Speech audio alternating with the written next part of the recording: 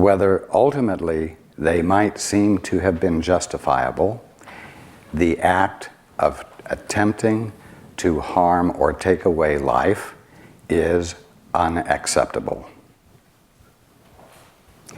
And it is very important to remain absolutely clear on this, so that the condoning of harmful acts does not become justified through the use of fuzzy thinking. It is in this context that I said what I said at the end of the day yesterday. Now, I asked those of you who were here yesterday to consider what was said at the end of the day, and to see if you might have any comments, any similar feelings, any feelings of disagreement, and so on. And so I'm going to pass the microphone. I'd like you to pass it one to another, and if you have something that you want to say in a follow-up to what was said last evening, do so. If not, pass it on to the next person. But I invite your participation, because all of you do have feelings, whether they are intelligent or not. You have thoughts and feelings.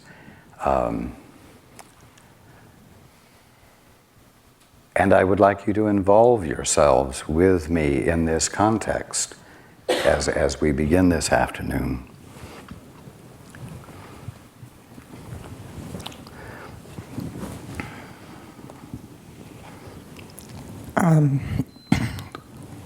Well, I'm just really grateful that it came up, and with the feeling that it came up with.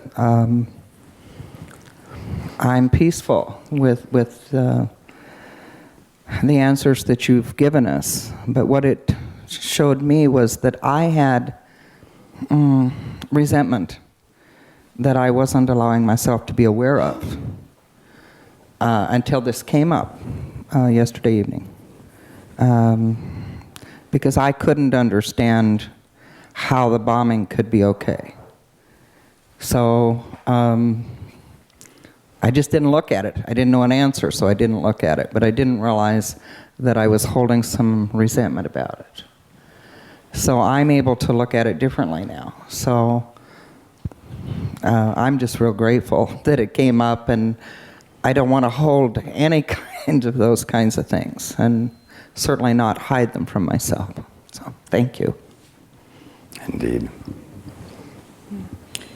Before I say what I'd like to say, I don't understand your example of the two attackers, since... Well, of course, the surgeon was not an attacker. Oh, okay. I was wondering if that was what you meant. Okay.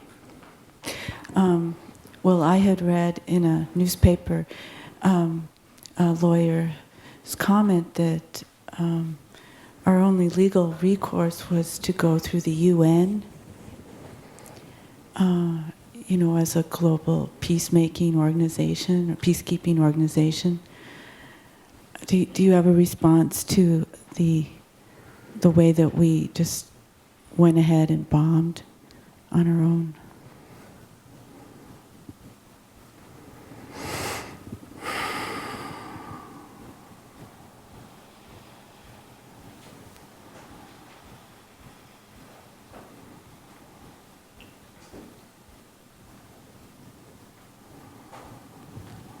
Just a moment.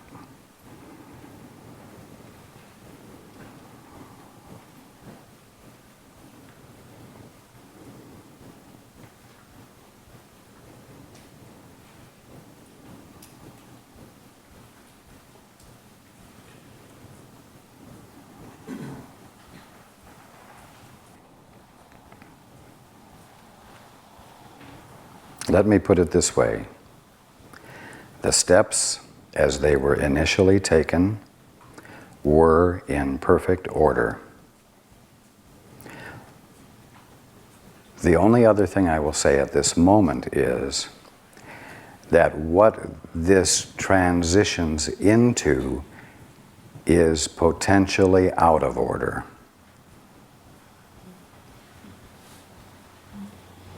Okay. And another question is, did the U.S. government have foreknowledge of the bombing? I would like you to confine your remarks to feelings and responses you had to what occurred last evening. Okay.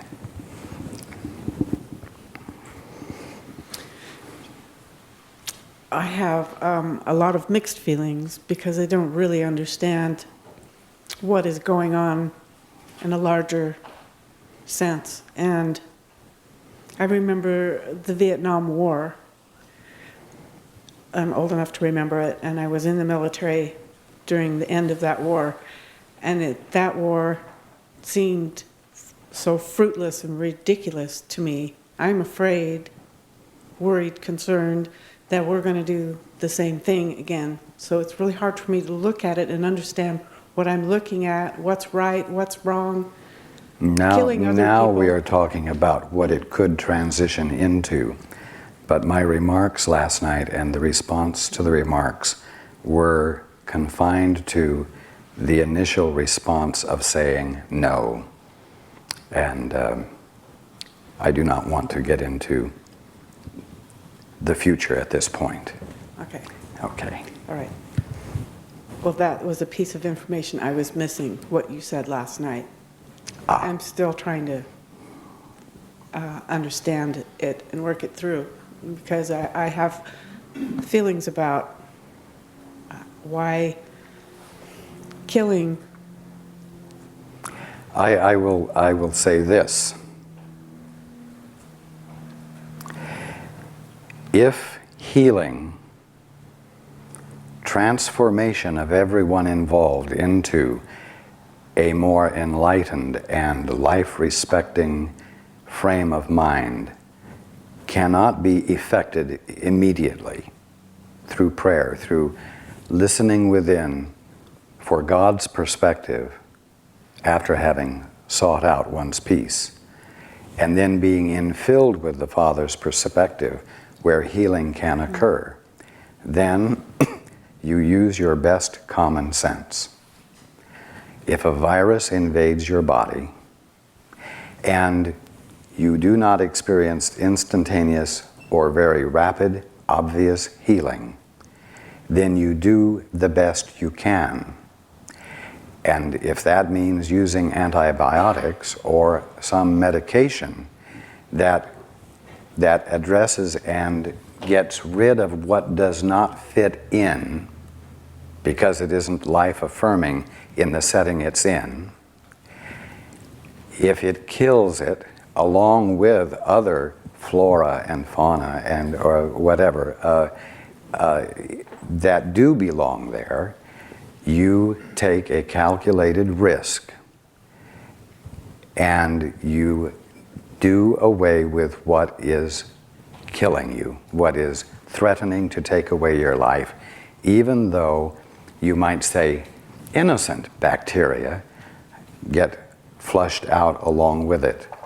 So you do the best you can in the absence of instantaneous or very rapid spiritual healing, if I may put it in those terms. It's kind of like a police But officer. the key is you say no to that which is opposing life in your body. And then you rebuild what was needed and was lost after the fact. But you say no to the violation of life that is occurring because the wrong thing is in the wrong place and doesn't fit.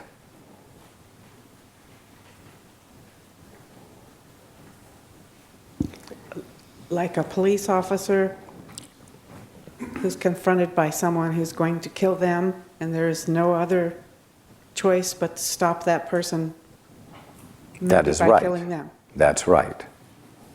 And it has to do with intent. Okay. Now, let us say that you have a policeman and you have a citizen of another nationality that the policeman has some personal feelings about, regardless of what that individual is doing at the moment.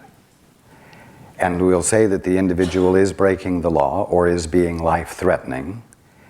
And the policeman takes this as an opportunity to appear to be upholding the law, but he's really acting out his aggressive feeling toward the person of that nationality. That causes him to be subject to the law himself, which is one of the reasons that there is such care taken to suspend policemen in those kinds of settings where there's a question of motive. You see? It comes back to motive. It comes back to whether the intent is entirely life-affirming or whether the intent is to do harm and potentially kill. And you have to say no. Now, right now we're talking about aggressive, in-your-face examples of that which is life-threatening and which one has to unapologetically and unequivocally say no to. But in all of the other gatherings that we've ever had, we have been talking about saying no to the ego, which is not life-affirming and is no less malicious, even though it functions in a much more subtle way. You see? And the reason for speaking at such length as I do, time after time, about this, is so that your attention will be brought to the place where you do say no, where you realize that you have another choice besides saying yes. It's fate. I must just acquiesce to it. It's the human condition. No, it's not. It's the misunderstanding of the divine condition. And you have to say no to the misunderstanding, and you have to dare to lay it aside. So what we are talking about at this point is saying no to that which is not life-affirming.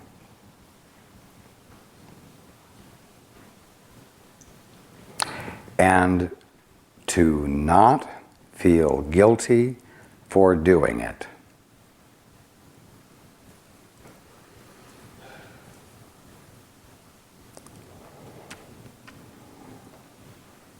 Okay. Okay. Thank you. You're welcome.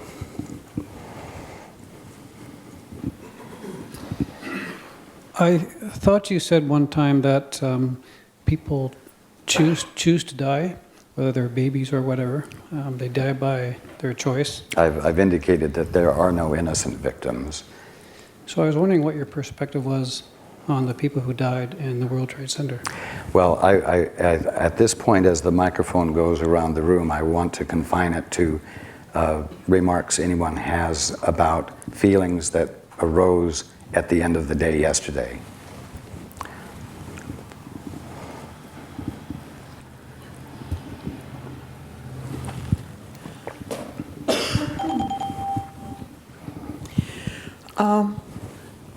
My unclarity on the subject was that what it feels like to me is that you're still taking sides in this case and taking sides for united governments. And it's of course like this For is what? For united governments. Oh, mm-hmm. Government, I'm sorry.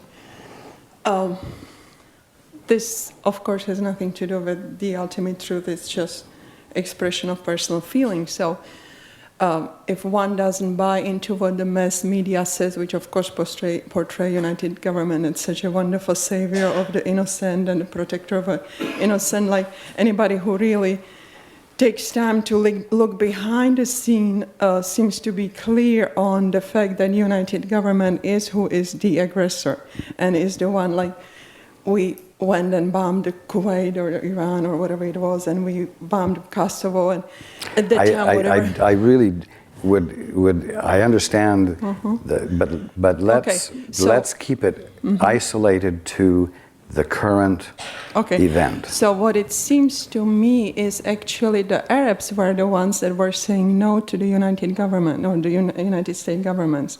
Like it would seem from my perspective that United States government would be the greater aggressor in this case, yet from what you were talking about, it seems like we are the good guys and they are the bad guys. So I don't have any clear understanding on what exactly it is that you are advocating.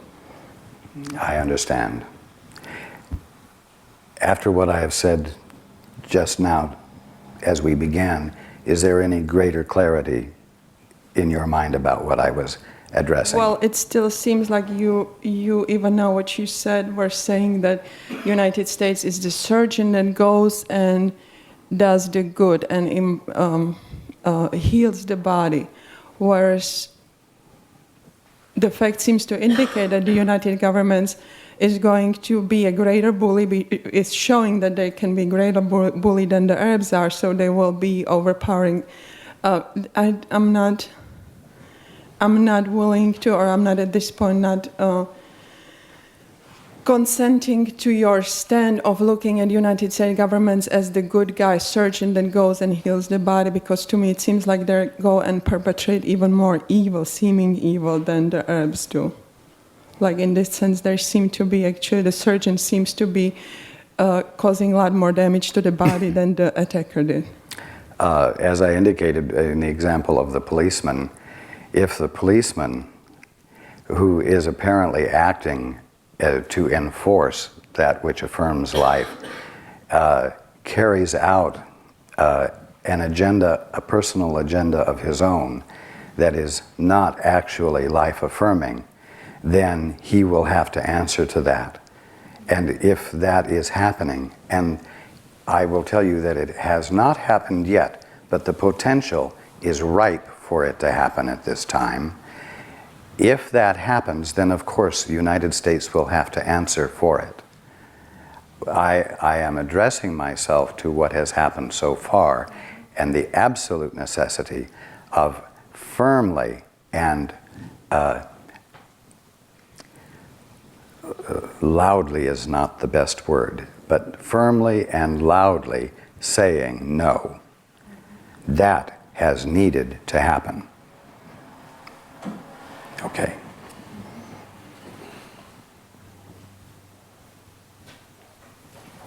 We can pursue other aspects that some of you have brought up afterwards. I do want to confine it to what transpired last evening. Okay.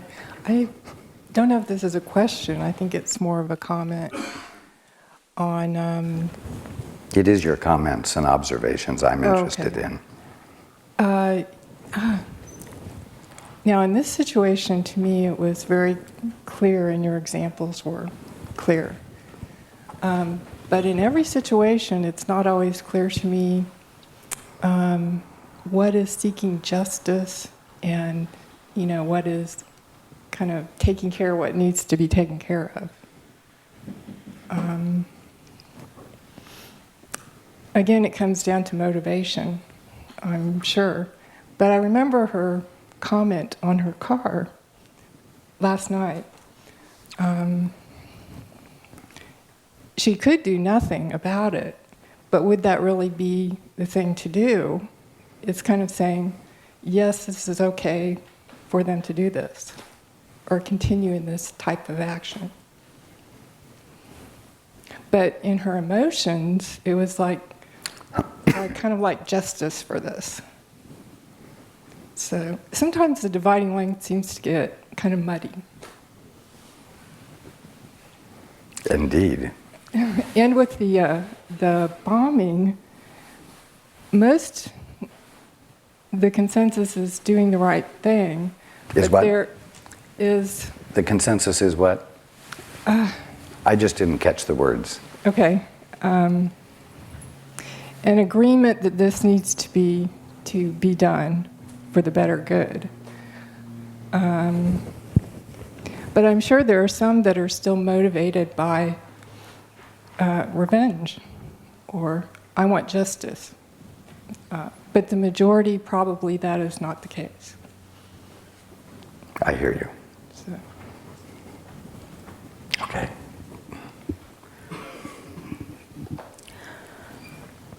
I'm not an intellectual. I guess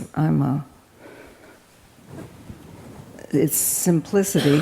And I love the Course in Miracles, because in the Course in Miracles it says there is no right or wrong.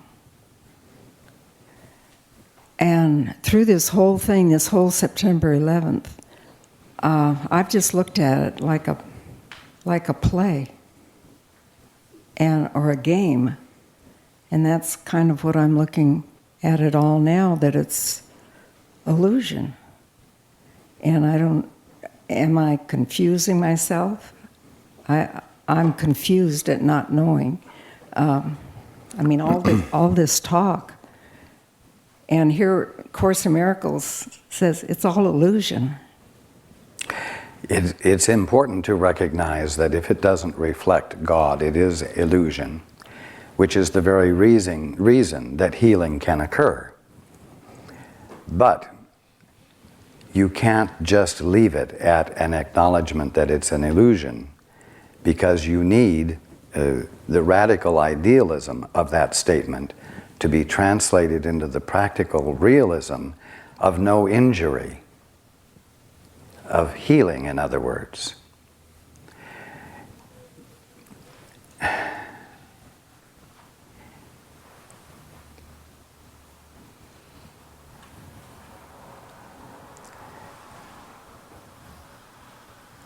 I can't put it more simply than that.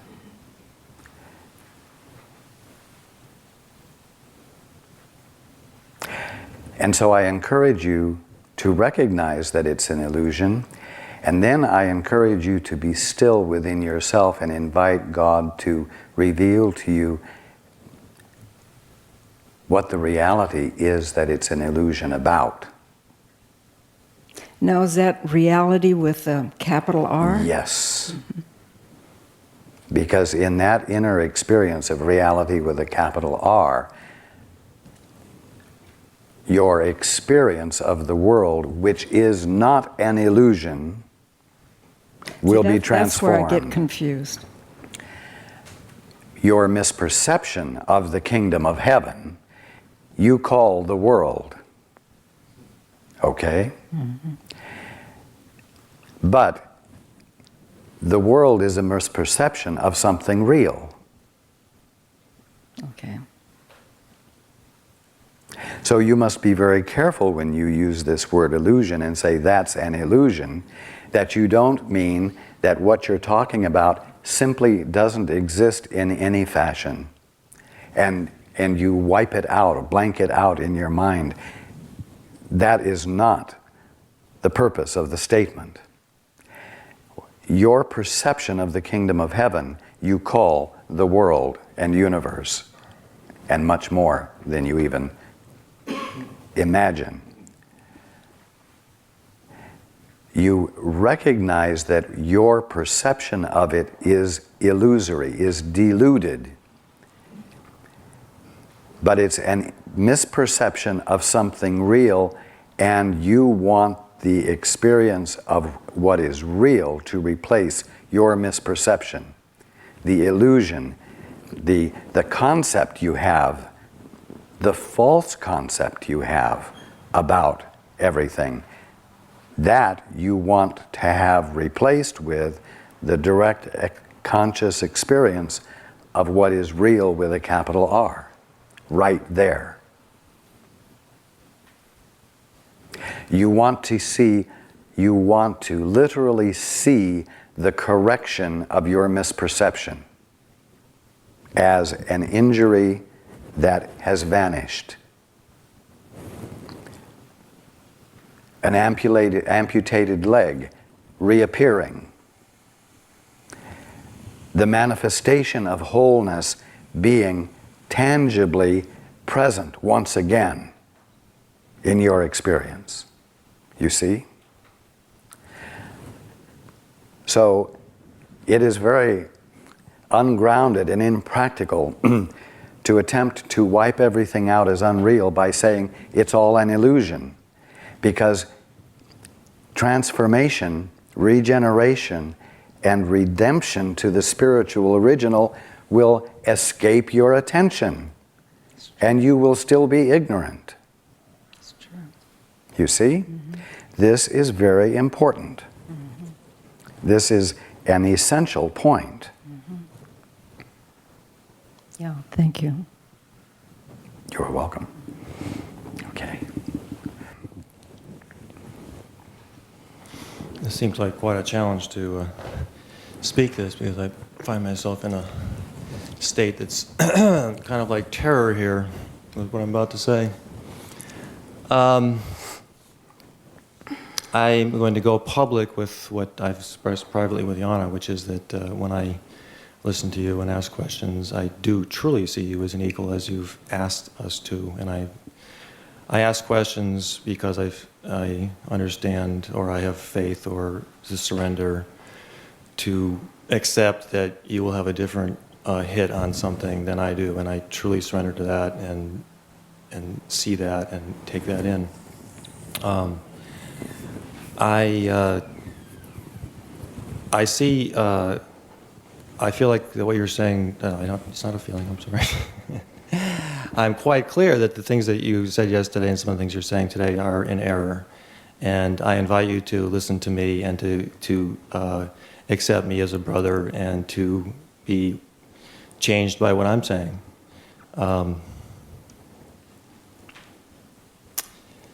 If we look at the idea that I'm not saying this is the absolute truth, it's just an idea that if you're not part of the solution, you're part of the problem. It's an idea that's worth looking at in this context. I know that looking at this through that idea, that the person who has knifed someone on the street and the person who is operating them on the operating room are actually coming from the same place of not being part of the solution. They are coming from the place of being part of the problem.